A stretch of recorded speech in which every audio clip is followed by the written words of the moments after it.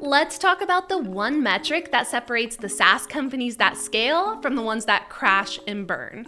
It's called the Rule of 40, and if you've never heard of it, don't worry. You're about to understand why every successful SaaS company lives and dies by this formula. You see, running a SaaS business isn't just about revenue growth. It's about balancing growth and profitability so that investors don't freak out and customers keep signing up. That's where the Rule of 40 comes in. If your company can hit this magic number, you're on the right track.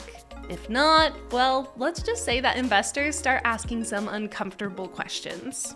So, what is it? The Rule of 40 is simple. Growth rate plus profit margin should equal at least 40%. That's it. If your company is growing at 30% a year but only has a 10% profit margin, you're golden. If your profit margin is 25% but you're only growing 15%, that works too. But if you add them up and don't hit 40%, you might have a problem. Where did the Rule of 40 come from? SaaS companies are weird. Unlike traditional businesses that rely on upfront sales, SaaS is all about recurring revenue. That means companies can burn money upfront on customer acquisition, knowing they'll hopefully make it back over time. But here's the problem. Investors don't love burning cash forever.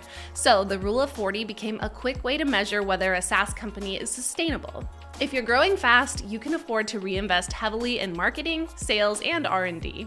If growth slows down, you better start making money fast. The two paths to hitting 40%.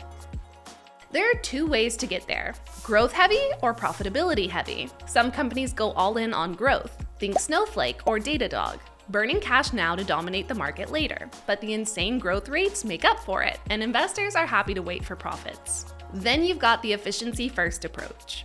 Companies like Atlassian or Dropbox may not be growing at breakneck speed, but they're highly profitable. They focus on keeping costs low and making every dollar count. Neither approach is wrong. The key is knowing when to switch gears. Early-stage SaaS startups can afford to burn cash and chase aggressive growth, but once you hit scale, profitability starts to matter a lot. Why the Rule of 40 matters and when it doesn't. If you're a public SaaS company, the Rule of 40 is a big deal. Investors track it closely.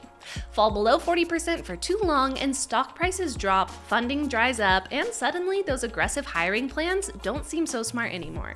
But if you're a startup, it's more of a guideline. Young SaaS companies often burn through money to find product market fit. The Rule of 40 really starts to matter once you pass 10 million ARR and need to prove sustainability. Let's break down a few real-world examples.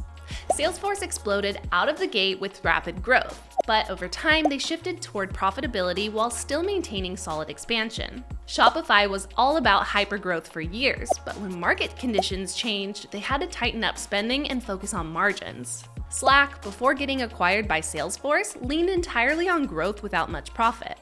The bet was that they could scale fast enough to make up for it later.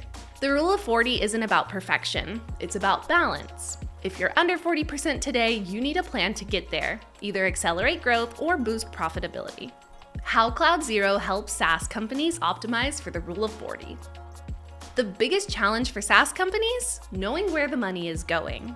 Are you overspending on AWS? Are customer acquisition costs eating into your margins? Are R&D expenses out of control? That's where CloudZero comes in. It gives SaaS companies real-time visibility into cloud costs, helping you optimize spending without killing growth. If you want to maximize margins and keep investors happy, tracking every dollar is the first step. Final thoughts. The Rule of 40 isn't some magic formula. It's a reality check. If you're growing fast, you can afford to be unprofitable for a while. But if growth slows down, margins need to go up. The biggest SaaS companies know this, and now you do too. So, is your SaaS company hitting the Rule of 40? If you want to figure it out and fix your margins, check out CloudZero. And if this breakdown was helpful, hit that like button and subscribe for more insights into the business of SaaS. See you in the next one.